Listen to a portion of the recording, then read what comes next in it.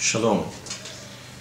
This Shabbat, we read a fascinating Torah portion, which has so much to teach us, and I'd like to try to relate a little bit of that to you during this Torah lesson.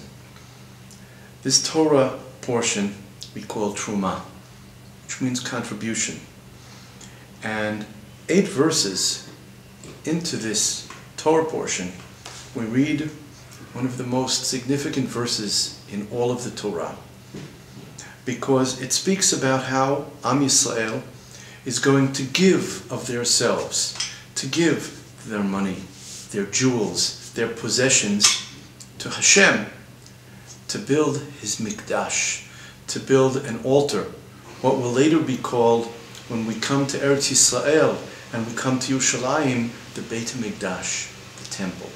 But that begins in the desert after they've left Egypt, when they're commanded, V'yikhu li Trumah, and you shall take unto me a contribution. And this contribution will be used to build the altar in the desert. And 8 verses into this Torah portion, we read the words, V'asu li mikdash, v'shachanti b'tocham. And you shall make for me an altar, and then I will be upon all of you. I will be with all of you. The word v'shachanti means my presence will be with you. The you, not singular, but bitocham, with all of you. And one might ask, but why isn't it you? You gave, so now you're receiving something back. But that's not what this verse says.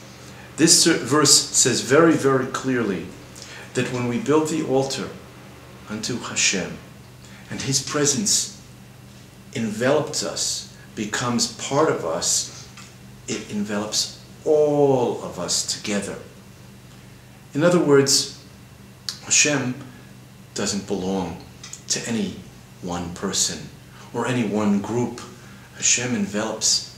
In this case, we're talking about the Jewish people in the desert, and later when we come to Israel and we build during the days of King Solomon Beit HaMikdash, we build the temple, and then He's v'shachanti b'tocham, and then my presence is amongst all of the people in the land. In other words, here we see the greatness of Hashem, that Hashem says, when you do as I'm asking you to do, we can ask a very simple question. Why does Hashem need this house, this place, this altar for Him? He doesn't need anything. God, the idea, the concept of Hashem is so great. It's something that's so beyond us, because Hashem is totally spiritual, and even spiritual in our minds is nothing close to what Hashem really is. That's the way that we can conceptualize and we can vocalize and express what Hashem is. In Kabbalistic terms, what's called Jewish mysticism, when one refers to Hashem, we talk about Ein Sof. We can't even speak positively, because you can't take Hashem and put Him into a body, into words. So we say He's Ein Sof. He's a being without any end, who knows no limits. So why does Hashem need a Beit HaMikdash? Why does He need a temple? Why does He need an altar? And the answer to that question, of course, is very simple. He doesn't. Hashem is being very generous. He's giving us the opportunity to become close to Him. He's giving us the opportunity to bond with Him, to bind with Him, to link with Him, to feel Him. Hashem isn't all the way up there in the heavens and we're down here and we're separated. We're together. And Hashem, in His overwhelming love for us, says, I want to give you the opportunity to be close to me. And therefore I'm going to, number 1, bring myself to a level where you can be close to me, and I'm going to bring you up.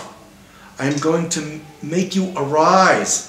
I'm going to take you out of just your physical boundaries and uplift you so that you can become close to me, because because being close to Hashem is very difficult, because Hashem is totally spiritual.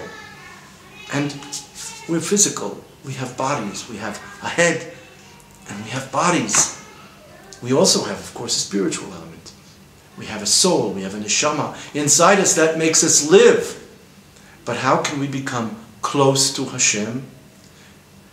So Hashem says, you will give a contribution only for me, not for your own benefit, but for me. And with that, we will build an altar. And we will build tools for that altar.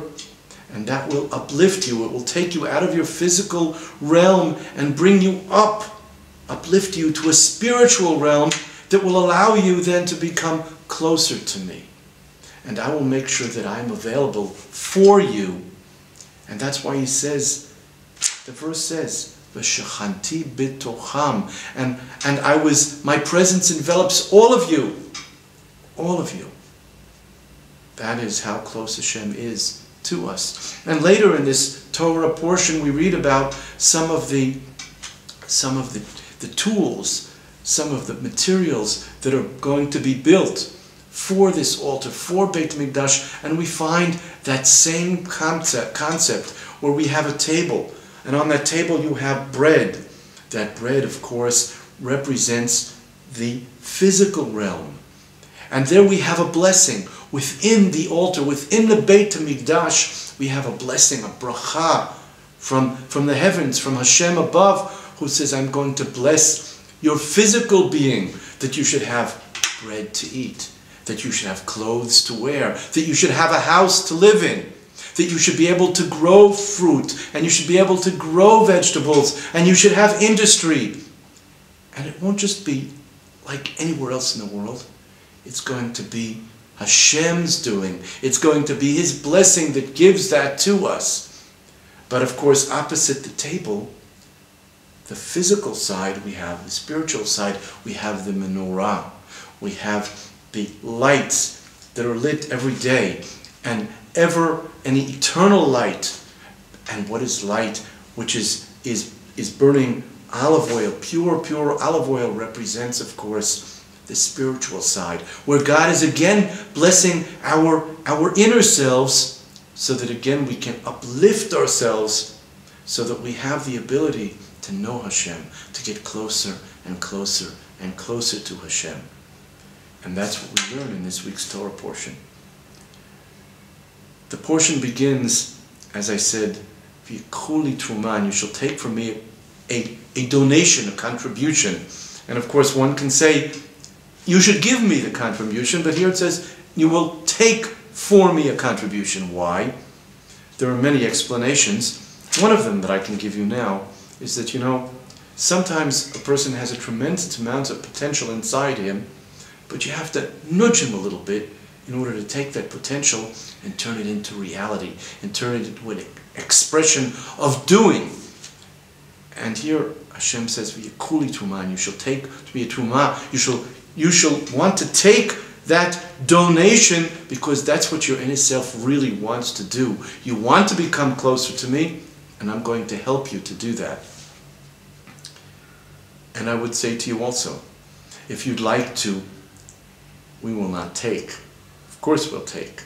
But if you'd like to give a contribution for the sake of Hashem to Hebron, to the Jewish community of Hebron, through our New York offices, through the Hebron Fund, then we'd be very, very happy to accept that, to take that contribution and turn that from its physical realm into its spiritual realm, because everything that we're doing here, even though it seems to be, externally it seems to be physical, everything here is spiritual.